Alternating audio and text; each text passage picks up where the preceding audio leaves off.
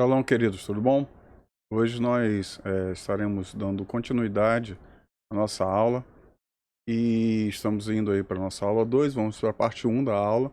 Continuaremos falando sobre algumas questões éticas, alguns pressupostos éticos, né, alguns pensamentos filosóficos com relação à ética. E logo depois, né, na nossa segunda parte, estaremos entrando já em estudo de casos, ok? E com certeza vai ser muito legal. Só para você lembrar para onde nós estamos aqui, né? Ética Cristã, né? 9, é meu nome, né? É Jorge Filho e meu e-mail, tá? Tranquilo? Vamos ir direto aí para os nossos slides para começar a nossa aula efetivamente. Ah, é necessário a gente falar sobre a deontologia, a ética da deontologia. A deontologia é uma filosofia que faz parte da filosofia moral contemporânea, ok? Dos estudos da ética moral agora, né? Nesse momento que nós estamos vivendo, que é a contemporaneidade, que significa a ciência do dever e da obrigação. Então, deontologia, ciência do dever e da obrigação. A deontologia é um tratado dos deveres e da moral. É uma teoria sobre as escolhas dos indivíduos e o que é moralmente necessário, e serve para nortear o que realmente deve ser feito, ok?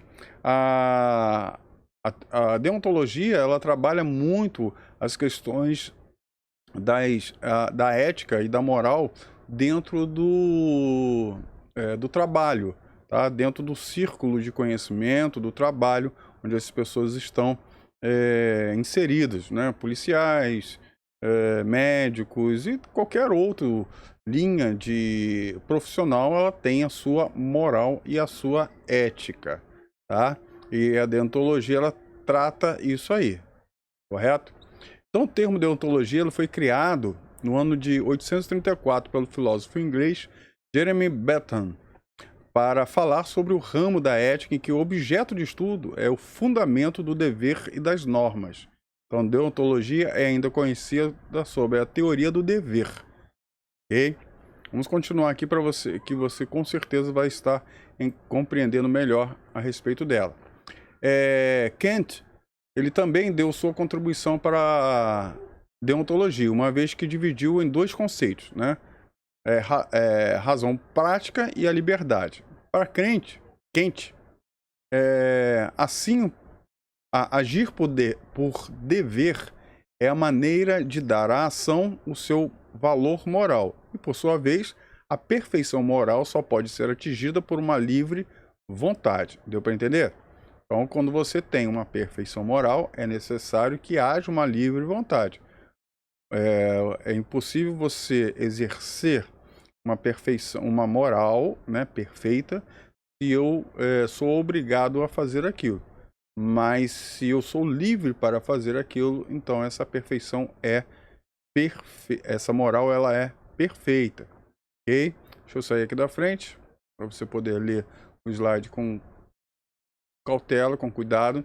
Então, a deontologia também pode ser o conjunto de princípios e regras de conduta ou dever de uma determinada profissão. Ou seja, cada profissional deve ter sua deontologia própria para regular o exercício da profissão e de acordo com o código de ética da sua categoria, né? Só para você saber, né, está aí no finalzinho do slide, para os profissionais, deontologia são normas estabelecidas não pela moral, e sim para a correção de suas intenções, ações, direitos, deveres e princípios. Então, o primeiro código de deontologia foi feito na área da medicina, lá nos Estados Unidos. É bem interessante você ter, dentro das profissões, essa norma, né, esse código de ética. Porque se não houvesse esse código de ética, cada profissional faria conforme a sua cabeça pressupõe, a sua cabeça imagina. Mas não é assim. A deontologia, ela estuda, né, ela trabalha a ética dentro dos princípios morais dentro desses profissionais. Então, a medicina tem os seus, na realidade, todos os critérios, todos os locais têm os seus. no comércio, ah, né, os advogados e tantos outros têm a sua ética, tá? Todos os profissionais têm a sua ética. Nós, como professores, também temos a ética educativa, né? Então, tudo isso, isso é deontologia, tá bom? Na Idade Média, é, predomina sempre a ética cristã. Tá? Então a gente está acabando aí falando sobre essa. Tem algumas outras coisas sobre deontologia, tá? Sobre alguns conceitos também, mas você vai conseguir ver isso com mais detalhes na apostila. Tá? Nós não temos tempo hábil para detalhar, para escrever tudo, mas na apostila você vai ter mais estudos, né? Mais conceitos para ser estudados e com certeza vai engrandecer bastante o conhecimento que você tem. Bom, trazendo agora mais para a ética cristã, que é a nossa campo, né, de batalha, vamos dizer assim, o nosso campo de estudo, nós podemos dizer que na Idade Média predominava sempre a ética cristã, impregnada de valores religiosos e baseada no amor ao próximo, que incorpora as noções gregas da sua felicidade e é um objetivo do homem, e a prática do bem um meio de atingi-lo. Para os filósofos cristãos, a natureza humana tem destino predeterminado e Deus é o princípio da felicidade e da virtude. E isso é verdade, tá bom? Então, para os filósofos cristãos, nós temos que entender que Deus, né, o conhecimento de Deus, ou a vontade de Deus, ela sempre será o princípio da felicidade e da virtude. Não aquilo que o homem acha, mas aquilo que Deus acha. Isso é a questão de ética. Por isso é bem importante nós conhecermos realmente a vontade de Deus. E a vontade de Deus, ela nunca será estabelecida por homens, mas sim por Ele mesmo, através das suas escrituras, através daquilo que Ele colocou e Ele deixou como verdade para cada um de nós, tá bom?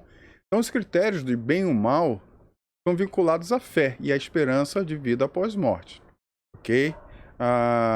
Deus, ele não, em sua palavra, ele não, a Bíblia, ela nunca fala de certo ou errado, ela fala de bem e mal, ok? Bem e mal. Nós já falamos isso em alguns momentos, né? Só para voltar, para nós entendermos esse conceito de bem e mal. O bem e o mal não está ligado àquilo que eu acho que é bom ou àquilo que eu acho que é mal. Está ligado naquilo que Deus declara. Vontade de Deus. A vontade de Deus sempre será o bem. E sair da vontade de Deus sempre será o mal. Mesmo que aparentemente a vontade de Deus aos nossos olhos pareçam mais. Mas ela sempre será boa. Deu para entender? A vontade de Deus sempre é boa, perfeita e agradável. A gente vai falar um pouquinho mais à frente sobre o nosso estudo de caso, que vai nortear toda a metade das nossas aulas a seguir. Nós vamos entender muito a respeito disso. Vai ser bem interessante nós trabalharmos esse quesito, né? Você vai ficar um pouquinho curioso qual é o estudo de caso que nós vamos fazer, mas quem já adquiriu a apostila já tem esse caso em suas mãos, tá bom? Vamos continuar aqui.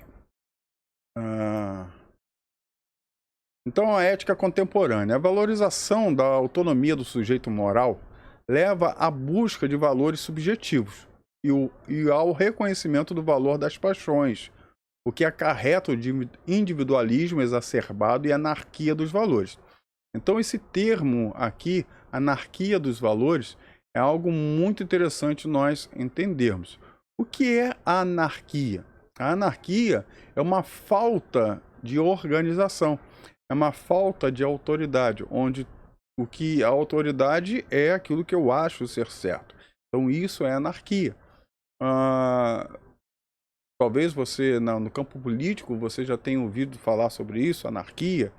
A anarquia é realmente isso, quando você retira o poder, tá? Você retira a autoridade, não existe uma classe dominante, não existe uma classe de liderança, mas todos lideram. Lideram como? Segundo a sua vontade e seu querer. E isso é anarquia. É claro que a anarquia, né, alguns filósofos, políticos e tantos outros também, filósofos éticos e tudo, começam a tratar essa questão da anarquia e dentro dela existe uma possibilidade, mas é muito difícil disso acontecer. A gente poderia dizer que a anarquia, na realidade, ela é utópica, da mesma forma que o comunismo, o socialismo, ele é utópico no sentido daquilo que os seus idealizadores ou aquilo que eles declaram como real se faz, tá? Porque realmente se nós vamos colocar na ponta do lápis, né, e ver a realidade daquilo que foi exposto com relação a esses segmentos filosóficos e políticos, nós vemos que todos eles caíram, né, em um momento muito difícil, onde a sua vontade foi estabelecida pela força e não pelo convencimento. E isso é muito sério, tá? Isso é muito sério, ok? Mas e o que essa ética acarreta, né? Então resulta ainda na descoberta de várias situações particulares, como suas respectivas morais. Então, as morais dos jovens, dos grupos religiosos, dos movimentos ecológicos, dos homossexuais, dos feministas e assim por diante. Ou seja, cada grupo tem a sua verdade, cada grupo tem o seu pensamento de ser, ok? Então, a ética contemporânea, ela trabalha muito essa questão do valor das paixões. Okay? Então, cada grupo, cada comunidade dessas aqui tem as suas paixões, tá? Diferentes uma das outras. E por isso acarreta uma ética diferente, tá? E hoje em dia, o que nós conseguimos ver é isso. Então, a sociedade ela está pulverizada. E a gente vê isso bastante hoje na questão política, que nós estamos polarizados, né? Nós temos uma polarização. Então, vermelho e branco, negro e branco, direita e esquerda, sempre dentro dessa linha, tá? Da polarização. Okay? Então, a ética contemporânea, ela fala muito a respeito disso aí. Então, essa divisão leva ao relativismo moral. Eu já tinha falado sobre essa questão do relativismo lá no início, que sem fundamentos mais profundos e universais, baseia a ação sobre o interesse imediato. Interesse imediato o quê? Do indivíduo ou daquele pequeno grupo. Então é dentro dessa perspectiva que o filósofo inglês Bertrand Russell afirma que a ética é subjetiva, não contendo afirmações verdadeiras ou falsas. Então defende, porém, que o ser humano deve reprimir certos desejos e reforçar outros se pretende atingir a felicidade ou o equilíbrio. Nessa ideia, ele pressupõe que tudo é subjetivo. Ou seja, cada um, nós já falamos isso, cada um tem a sua paixão individual. Porém, em determinados momentos da sua vida, ele tem que reprimir alguma dessas paixões ou os desejos e reforçar outros, né, para atingir a felicidade ou o equilíbrio. Então, é como um casamento, né? O esposo tem as suas vontades, a esposa tem as suas vontades diferentes da do esposo. Então, é necessário que o marido deixe algumas coisas de lado e a esposa também deixe algumas coisas de lado para que eles consigam ter o equilíbrio nas suas decisões, tá? Então, como reação a essas posições, o novo iluminismo, representado por Junger, desenvolve a teoria da ação comunitária, dentro da qual fundamenta a ética discursiva baseada em diálogo, por sujeitos capazes de se posicionar criticamente diante de normas. É pelo uso de argumentos racionais que um grupo pode chegar ao consenso e à solidariedade e à cooperação, diferente daquilo que nós vemos em algumas situações, onde quando alguém que pensa diferente daquele grupo é chamado de fascista, é chamado de retrógrado, é chamado de tantos outros nomes. E onde não se provê o diálogo, tá? Não se provê o diálogo para que exista uma convivência mútua entre os grupos, ok? Mas vamos seguir em diante. Tem muita coisa hoje aí para nós vermos e bem interessante alguns estudos que nós vamos estar fazendo à frente. O pragmatismo. O que é a verdade e como se diferencia do erro? Então, o pragmatismo ele trabalha essa frase. O que é a verdade e como se diferencia do erro? Essa é a pergunta fundamental formulada pelo pragmatismo. Primeiro, o que é a verdade? Primeira pergunta. Como essa verdade ela se distancia do que é errado? Tá? Que se propunha o pragmatismo a elaborar uma atitude filosófica adaptada às sucessivas descobertas científicas surgidas ao longo do século XIX e às mudanças de uma sociedade em rápida transformação. Então, a sociedade ela foi crescendo, ela foi evoluindo ou involuindo, dependendo da onde você está vendo, dependendo do seu referencial. E essa evolução foi necessário haver esse pensamento pragmático em descobrir realmente o que é verdade e como essa verdade ela pode ser real, tá? Porque podem existir verdades que não são reais, ok? Não são reais. Por exemplo, nós que somos cristãos, nós entendemos que existe só um Deus, certo? Só um Deus, um único e verdadeiro Deus. Mas em outras comunidades nós entendemos que existem outros grupos religiosos, eles adoram tantos outros deuses, e para eles aquela é a verdade deles, ok? Mas o pragmatismo ele trabalha essa busca da verdade e como essa verdade vai se distanciar do erro. Então é necessário você ter o pressuposto da verdade e o pressuposto também do erro para trabalhar essa questão do pragmatismo. Vamos mais adiante. Pragmatismo é, antes de tudo, um método do qual decorre uma teoria da verdade. Uma teoria, tá? Da verdade. Apesar de constituir um movimento aberto e antidogmático, e ainda que seus teóricos não tenham elaborado o sistema completo, há traços gerais comuns entre seus defensores. Okay? Para os pragmatistas, a vontade antecipa-se ao pensamento. O conhecimento é concebido como essencialmente modificador da realidade. Portanto, a construção da verdade deve corresponder à construção da própria realidade. Ou seja, uma verdade que ela não é prática, ela não se vê na prática, ela não é uma verdade. Ok? Ela não é uma verdade. E isso é muito interessante, nós trabalharmos essa questão do pragmatismo dentro de uma ótica cristã. Porque vamos trabalhar dois conceitos bem interessantes dentro do conceito científico. Vamos pensar na evolução, tá? Vamos pensar na evolução, vamos pensar no criacionismo. Tá? Evolucionismo, criacionismo. A criação, é claro, dentro do meio cristão também existem algumas diferenças como que se acontece essa criação, mas o pressuposto básico é que não existia nada e Deus criou tudo do nada. Deus criou tudo do nada, ok? Esse é o pressuposto da criação.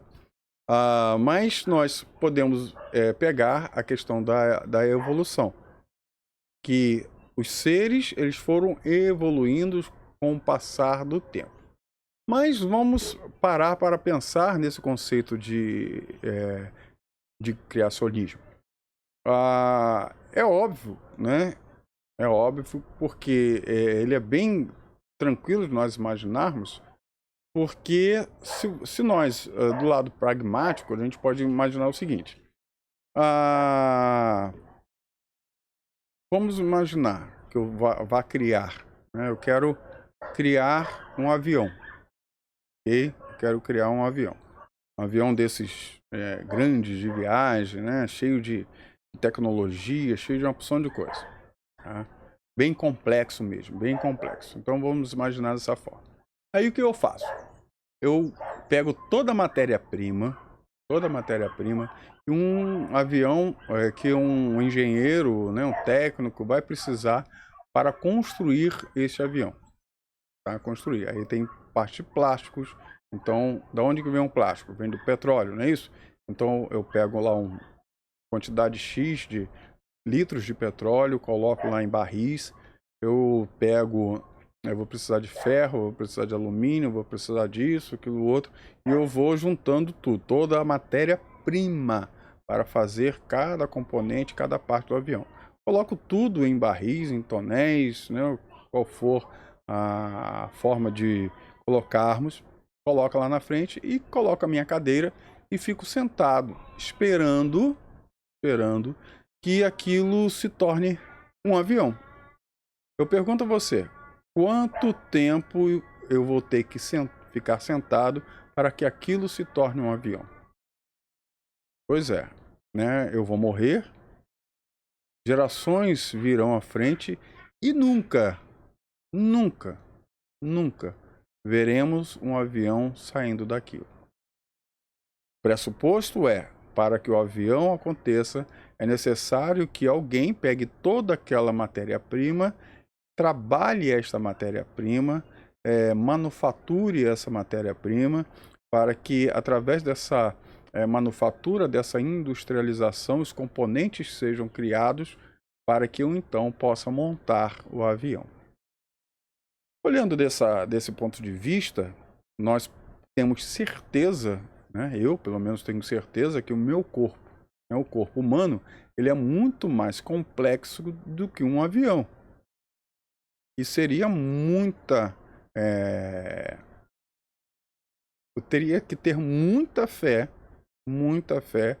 de que tonéis, né, de matérias-primas se juntassem, né, matérias-primas se juntassem para nascer uma maravilha de engenharia que é o corpo humano. Ok? Ah, então nós entendemos, começamos a entender que existem duas questões entre o criacionismo e o darwinismo, ou o evolucionismo. Nós conseguimos entender de que a criação ela é muito mais lógica, tá? Ela é muito mais lógica e muito mais real do que a evolução. Até porque nós nunca vimos praticamente, tá? Nós não conseguimos ver praticamente um animal passar a ser outro animal. Tá? Existe sim, aí nós concordamos numa evolução em adaptação de uma espécie ao seu meio, aonde ele está vivendo, né? Talvez o braço ter aumentado, o pescoço ter aumentado, a cabeça ter ficado maior, né? Os pés mais compridos, né? Então, alguma questão nesse sentido, como a adaptação ao meio, ao clima, a tudo que pode acontecer, mas não ele deixar de ser um animal e passar a ser outro. Isso nunca ocorreu na história. A ciência nunca conseguiu comprovar isso. E aí, né, o que nós vemos acontecendo na história, ou nos meios acadêmicos, é se defender uma ideia que é menos pragmática do que outra.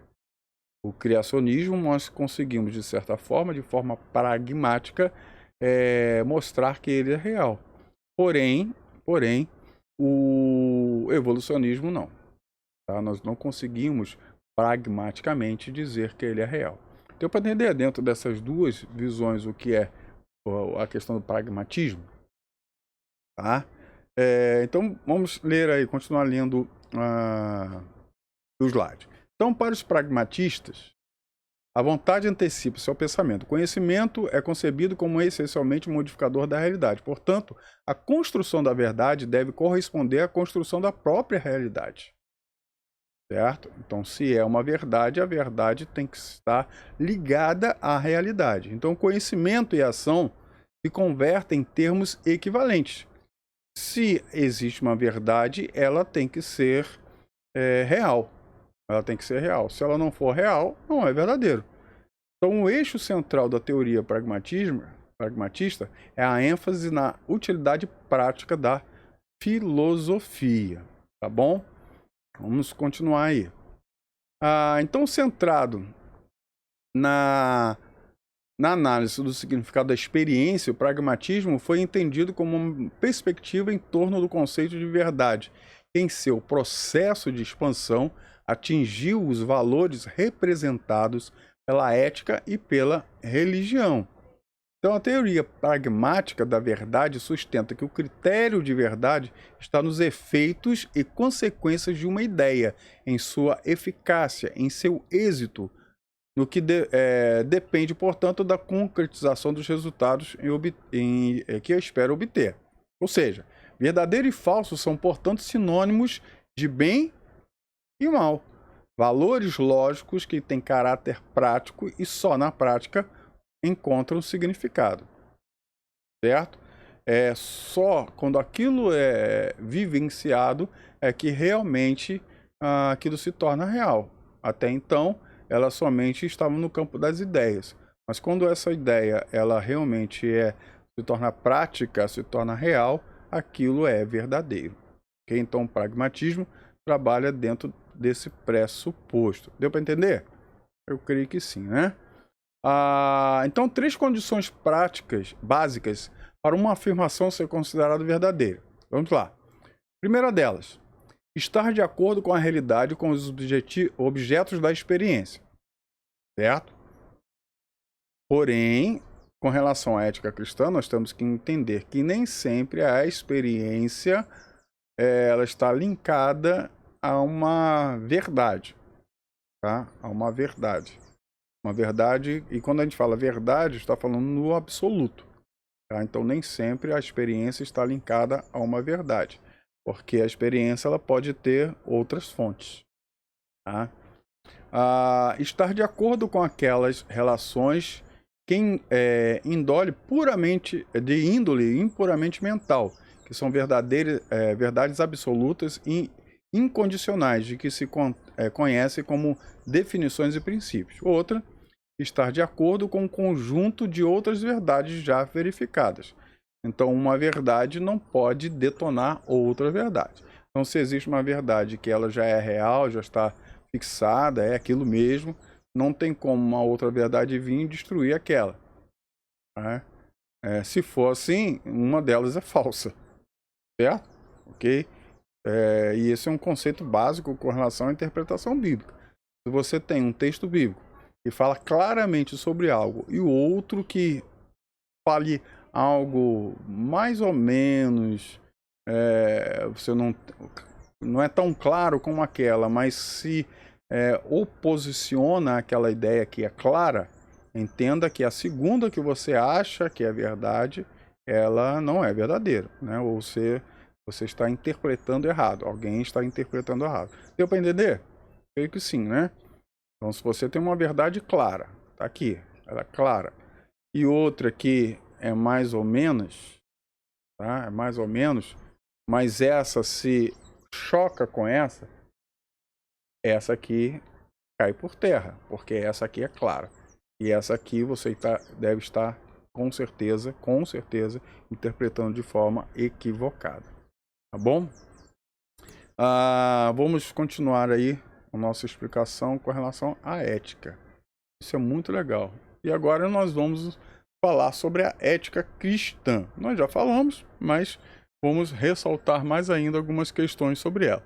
Então, a ética cristã é o sistema de valores morais associado ao cristianismo histórico e que retira dele a sustentação teológica e filosófica dos seus preceitos. Então, a ética cristã Tá? Todos os valores, toda a questão da ética cristã está sustentada na teologia cristã, tá? E na filosofia de todos os seus princípios.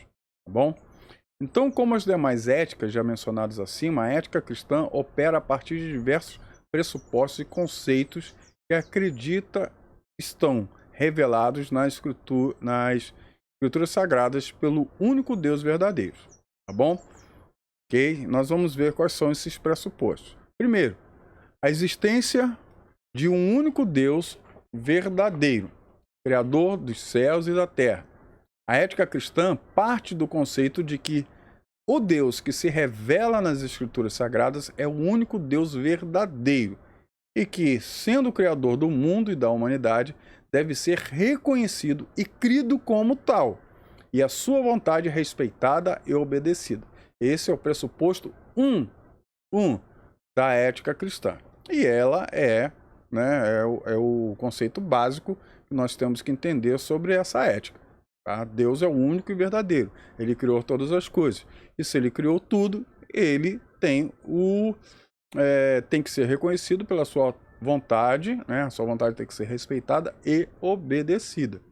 E é interessante que essa criação, não vamos entrar em outros quesitos aí teológicos, porque não é a nossa praia agora, mas nós, dentro da ética cristã, nós conseguimos entender que a humanidade, o ser humano, ele tem a sua vontade, tá? Ele tem a sua vontade e ele pode decidir, né, seguir a vontade de Deus e obedecê-lo ou não, tá? Então, o ser humano tem o seu livre arbítrio. Não vamos entrar em outras questões teológicas que não fazem parte da nossa disciplina, mas dentro da ética cristã é isso aí. E o ser humano, ele tem seu livre-arbítrio para decidir qual caminho ele vai tomar. O caminho do respeito e obediência ou o caminho da desobediência e infidelidade. Tá bom? Outro conceito básico aí da ética cristã diz o seguinte: a humanidade, ela está num estado decaído. Tá? Isso é verdade. Diferente daquele em que foi criada. A ética cristã leva em conta na sistematização e sintetização dos deveres morais e práticos das pessoas que as mesmas são incapazes, né? As mesmas são o quê? Incapazes por si próprias de reconhecer a vontade de Deus e muito menos de obedecê-la. Isso se deve ao fato de que a humanidade vive hoje em estado de afastamento de Deus, provocado inicialmente pela desobediência do primeiro casal. Então vamos lá. Nós falamos antes, né, que Deus ele exprime a sua vontade e dentro da ética cristã o homem ele tem o pressuposto de o livre-arbítrio de buscar essa verdade, essa vontade ou não. Porém, nós entendemos que essa humanidade ela é caída. E humanidade sendo caída, na realidade, ela sempre, ela vai buscar desobedecer a Deus. Ela vai buscar sempre ficar longe de Deus, se afastar de Deus. Ok? Essa é a natureza humana. A natureza humana, depois do pecado, lá do primeiro casal, todo ser humano, todo homem, ele foge de Deus. Ele vai saindo longe de Deus, está indo longe de Deus. Então a ética não tem ilusões utópicas acerca da bondade inerente de cada pessoa. Tá? Então, como a gente não, o ético, né, a questão ética cristã, ela não trabalha, não, o homem ele vai buscar, não existe isso, não vai. Tá? Por isso é necessário que o Espírito Santo intervenha nesse homem. Intervenha para que essa vontade plena em buscar a Deus possa ser trabalhada na cabeça dele para que ele possa chegar nessa situação. Vamos lá, vamos explicar isso com mais critério mais à frente. Então a ética cristã não tem ilusões utópicas acerca da vontade inerente de cada pessoa, ou da intuição moral positiva de cada um para discernir por si própria o que é certo e o que é errado. Tá? Então o homem não consegue isso. verdadeiramente. Cegada pelo pecado, a humanidade caminha sem rumo moral, cada um fazendo o que bem parece aos seus olhos. Então, as normas propostas pela ética cristã pressupõem a regeneração espiritual do homem e a assistência do Espírito Santo para que o mesmo venha a conduzir-se eticamente diante do Senhor. Então, a ética cristã declara o seguinte: se este homem não for regenerado por Deus, é impossível dele ser um ser ético cristão. Para ser ético cristão, necessariamente, vou colocar uma palavra aqui sobre a outra, necessariamente é necessário nascer de novo, tá?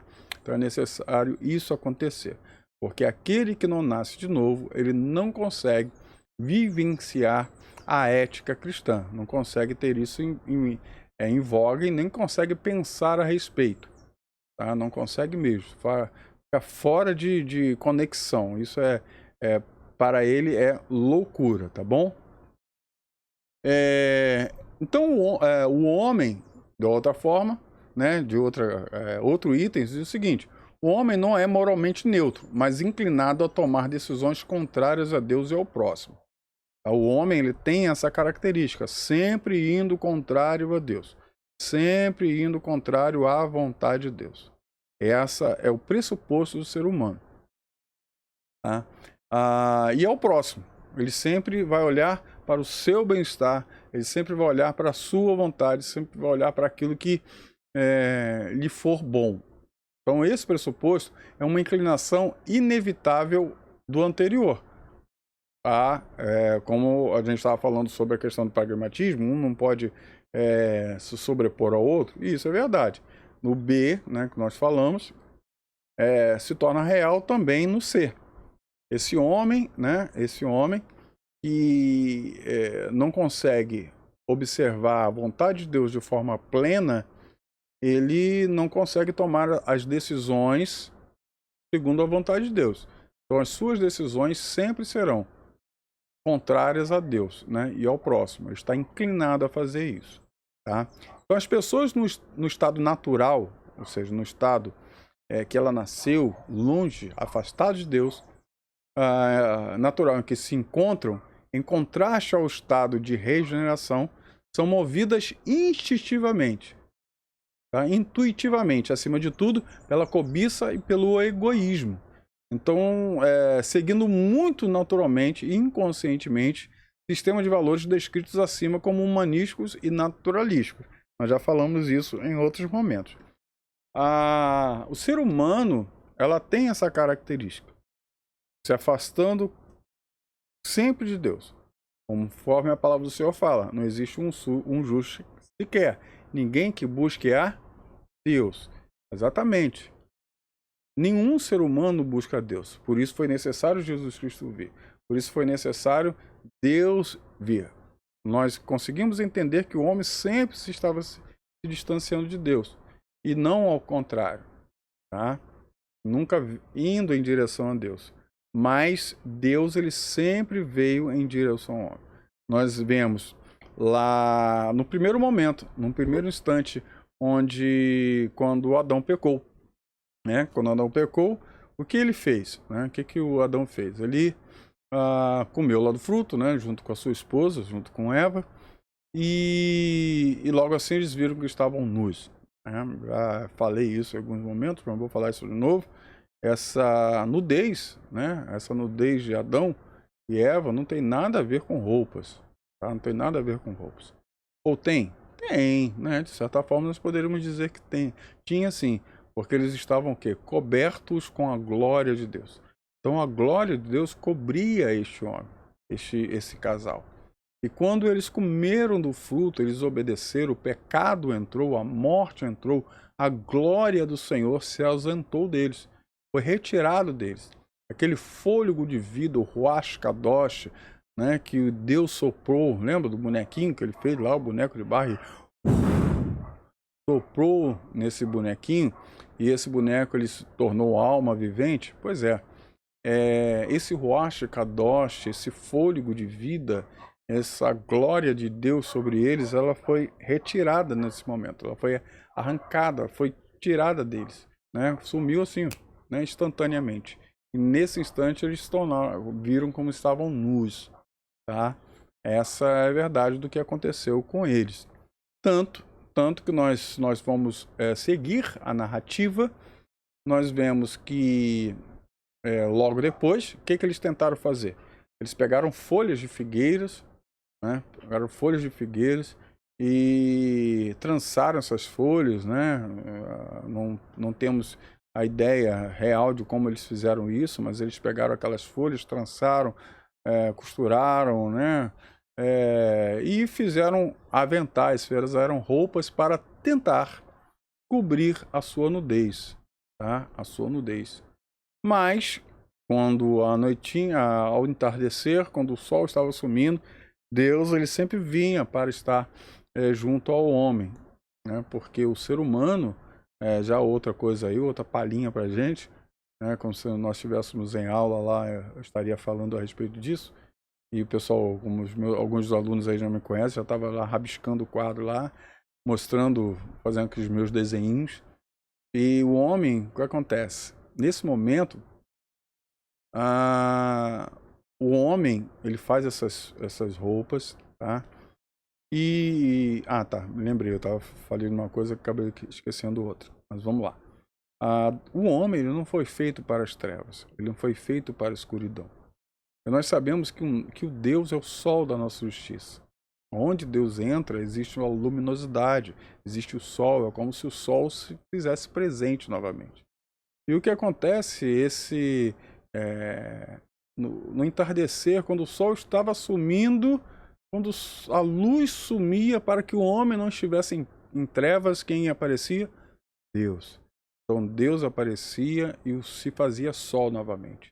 As trevas sumiam e a luz se fazia presente e o homem ficava direto, ali, perpetuamente nesta luz. Na luz do sol durante o dia e na luz do sol da justiça durante a noite.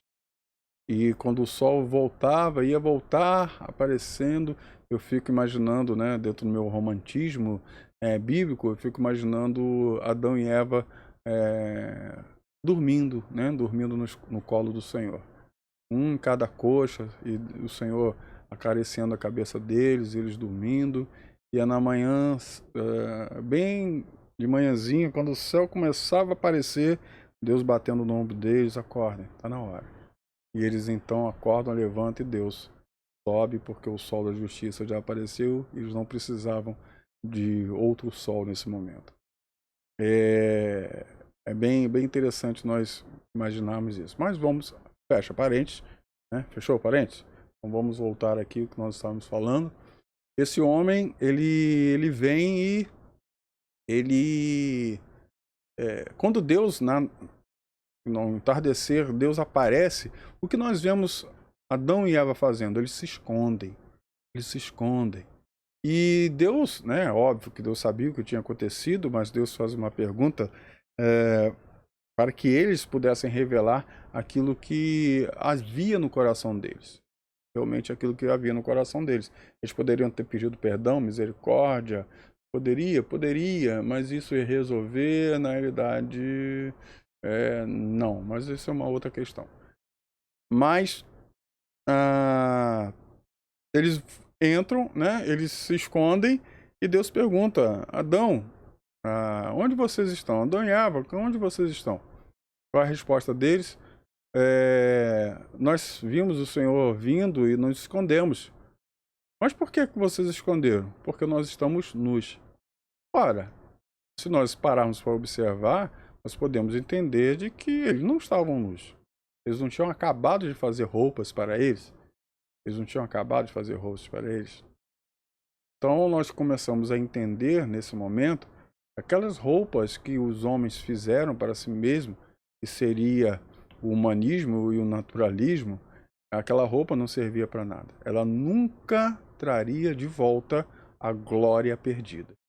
Essa roupa que o homem fez com suas próprias forças nunca traria de volta a glória perdida. E o que Deus fez, Aí não foi o homem, foi Deus.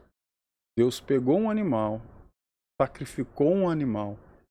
E com a pele desse animal, Deus vai e cobre este homem. Cobre. Então nós vemos que o sacrifício desse animal foi um paliativo pela glória perdida. Então Deus, ele vem em direção do homem, Deus sai do seu trono e vai em direção do homem para restabelecer a glória perdida, para entregar ao homem essa glória que foi perdida. Então Deus faz isso, o amor de Deus por esse homem. E entendendo, né? E ele dá aquela palavra bem clara para Eva. Eva, no futuro, um animal não vai ser um animal que vai ser sacrificado. No futuro, vai nascer de ti um homem que este, né, irá ser sacrificado, para que aí então, a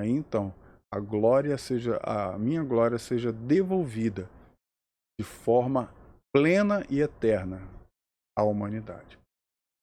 Então é isso que Deus está falando naquele momento que ele diz: de ti, mulher, sairá um que pisará a cabeça da serpente. A serpente ele ferirá o calcanhar, mas ele vai esmigalhar a cabeça dela. Ok? É assim, né? Esse momento que Deus está ali com o homem. Tá? Esse homem, a partir deste momento da queda, você vê que ele pecou, logo que ele fez? Se escondeu. Então o homem, a partir da queda, ele se escondia. Antes, quando eles estavam lá no Éden, antes da queda, o sol já estava sumindo, né? Entenda a situação. O sol estava sumindo e logo assim, quando o sol começava a sumir, eles ficavam olhando por todos os lados, procurando, cadê o sol da justiça? E quando Deus se fazia presente, eles iam rapidamente em direção ao sol da justiça, porque eles não queriam viver em trevas.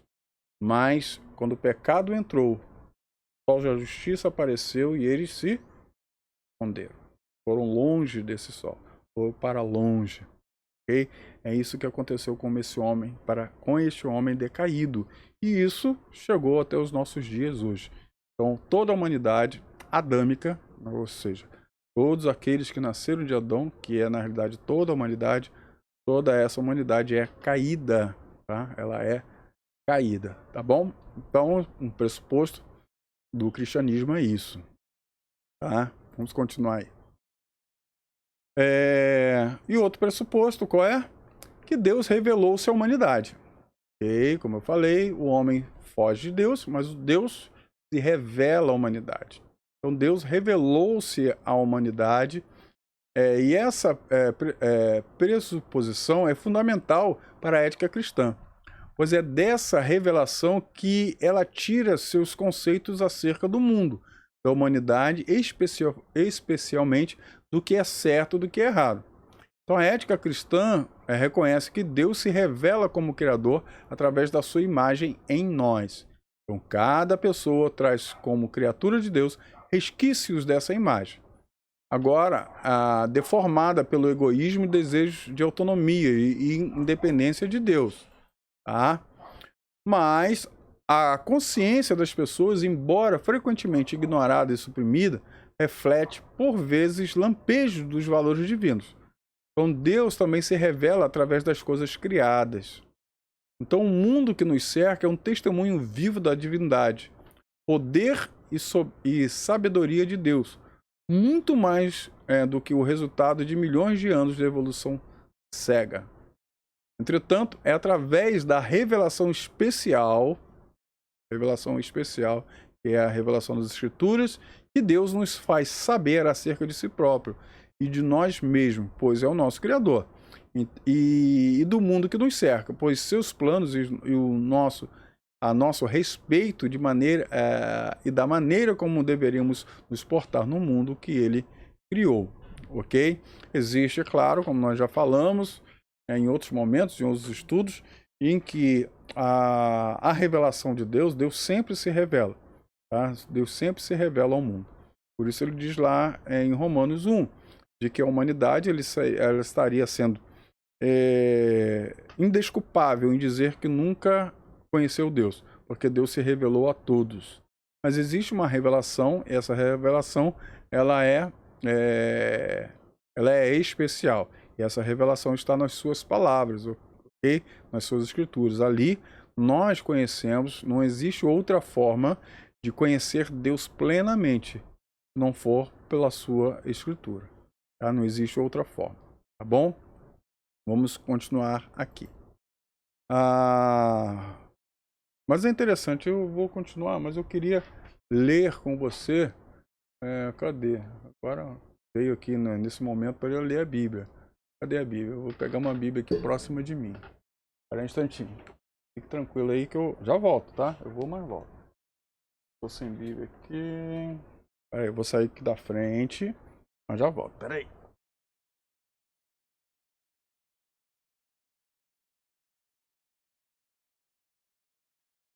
Achei. Tô na minha biblioteca aqui na frente. Eu estudo aqui na minha biblioteca. Vamos lá. Pega aí, abre a sua Bíblia. Abre aí, rapidinho. Abre aí a sua Bíblia no livro de Romanos, capítulo 1, para nós lermos esse texto. Esse é bem interessante, esse texto. O livro de Romanos é um livro tremendo, queridos, que traz muitas verdades tremendas para as nossas vidas, tá? Para que nós entendamos realmente o conceito de Deus. Nós poderíamos dizer que o livro de Romanos é o Evangelho segundo Paulo, né? E é muito legal mesmo. Vamos lá, vamos a partir do capítulo 1, versículo 2? Não, 2? Não, aí a gente vai falar muito. Vamos lá do versículo 18. Texto já conhecido, mas tem que ser tremendamente explorado. Ele diz assim: a ira de Deus se revela dos céus contra toda impiedade e perversão dos homens que detêm a verdade pela injustiça. Eu estou lendo Romanos 1, a partir do versículo número 18. Portanto, o que se pode de Deus conhecer é manifesto entre eles, porque Deus lhe manifestou. Então Deus se manifestou a todos, tá? A todos, tá bom? De forma inequívoca, tá? Porque os atributos invisíveis de Deus, assim como seu eterno poder, como também a sua própria divindade, claramente se reconhecem desde o princípio do mundo, ó, lá do início, sendo percebidos por meio das coisas que foram criadas. Tá? Então, o texto ele deixa bem claro que Deus, e tudo aquilo que Deus é, né, o seu poder, os seus poder do Senhor, né, a sua divindade, ele diz aqui, claramente se reconhecem. Claramente. Não é um pouquinho de esforço, com esforço você consegue compreender, não. Ele diz claramente se conhece. E tais homens, por isso são o quê? Indesculpáveis. Por quê? Porque Deus se revelou e esses homens recusaram esta revelação. E olha só o que ele continua a dizer. Portanto, tendo conhecimento de Deus, não glorificaram como Deus, nem lhes deram graças, antes se tornaram nulos em seus próprios raciocínios, obscurecendo-se-lhes o coração insensato. Inculcando-se por sábios, né, eles mesmos fizeram deles sábios, inculcando-se por sábios, tornaram-se loucos, e mudaram a glória de Deus incorruptível em semelhança da imagem de homem corruptível, bem como de seres aves, quadrúpedes e répteis. Agora eu vou pular logo no finalzinho desse texto que diz, no versículo 26. Por causa disso, os entregou Deus às paixões infames, porque até as mulheres mudaram o modo natural e suas relações íntimas por outro contrário à natureza. Semelhantemente, os homens também, deixando o contato natural de homens, se inflamaram mutuamente em sua sensualidade, cometendo torpeza, homem com homem, e recebendo em si mesmo a merecida punição do seu erro. Então Deus está deixando bem claro aqui que o homossexualismo, por exemplo, ela é uma conduta única e exclusivamente daqueles que não conhecem a Deus, ou que decidiram, ou na realidade que não é questão de não conhecer a Deus, conheceram a Deus, mas mesmo assim decidiram se afastar dele, tá? Por sua única espontânea vontade. E agora no finalzinho do versículo 32, olha só uma coisa muito importante. Aí vai para todos nós. Ora, conhecendo eles a sentença de Deus, de que são passíveis de morte o que tais coisas praticam. Então são passíveis o quê? De morte o que pratica tais coisas. Quais são? Homossexualismo, como tantas outras coisas que vem aí a partir do versículo 28, tá? Cheio de injustiça, malícia, avareza, maldade, por aí vai. Ele diz lá no 32. Ora, reconhecendo eles a sentença de Deus, para o que são passíveis de morte o que tais coisas praticam, não somente o fazem. Agora presta atenção, crente. Mas também aprovam o que assim procedem, ok? Não só uma questão de estar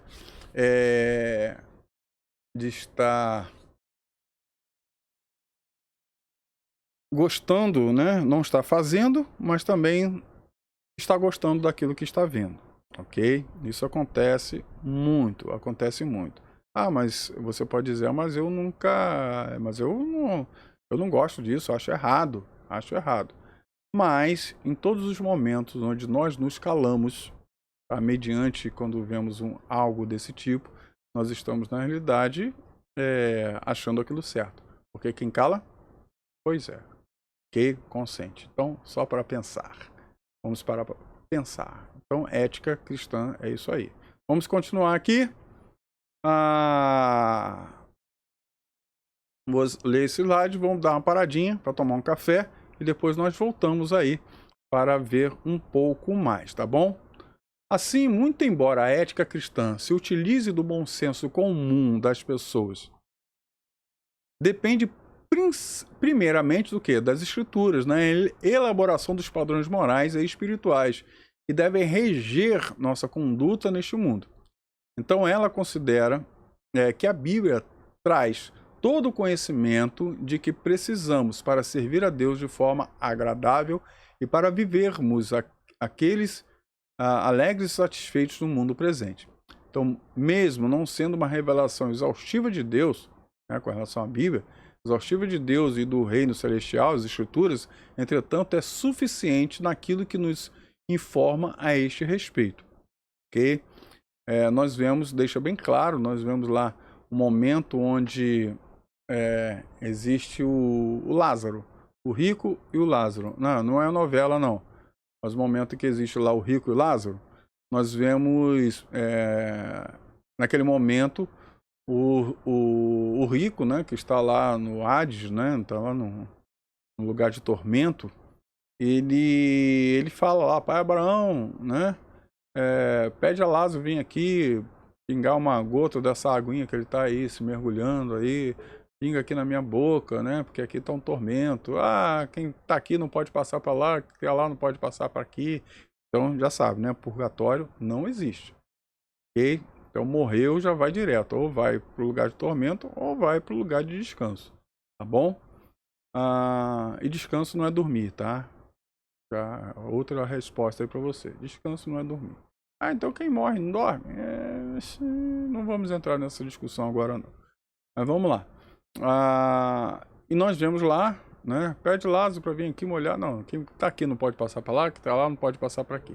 Tá, então faz o seguinte, pede para Lázaro descer e falar lá, como eu não posso sair daqui, né? Estou em tormento, então pede para Lázaro descer e ir lá falar com os meus irmãos que estão fazendo todas as besteiras que eu fiz também, para não virem para cá onde eu estou. E qual é a resposta deles? De Abraão: olha, na realidade, quem morreu, morreu. O morto não fala com o vivo. Tá? Morto não fala com o vivo. Em outras palavras, é isso que ele está dizendo. Morreu, já era, né? Tá aqui, eu tá aí e não volta. Tá? Esse negócio de chamar morto para falar, isso aí não existe, ok? Esse momento de Jesus Cristo falando é bem claro a respeito disso. Mas ele diz, olha, o que acontece lá embaixo ele tem Moisés e os profetas. Escute-os, tá? Moisés e os profetas. Quando ele está, eu pergunto, Moisés estava vivo? Não. Os profetas estavam vivos? Não. Ele está falando, eles têm o quê? As escrituras. Então as escrituras é o suficiente para que possamos viver uma vida ética segundo os critérios de Deus. Ok? Então vamos voltar aqui. Então a Escritura, entretanto, ela é suficiente naquilo que nos informa a esse respeito. Evidentemente, não encontraremos nas Escrituras indicações diretas sobre problemas tipicamente modernos, como a eutanásia, a AIDS, a clonagem de seres humanos ou questões relacionadas com a bioética. Tá? A gente não vai encontrar nada disso.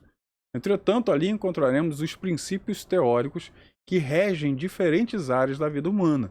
É na interação com esses princípios e com os problemas de cada geração que a ética cristã utiliza-se e contextualiza-se sem jamais abandonar os valores permanentes e transcendentes revelados nas Escrituras, ok? Tá bom? A gente vai dar uma paradinha aqui e daqui a pouco a gente volta aí para a segunda parte, tá bom? Show!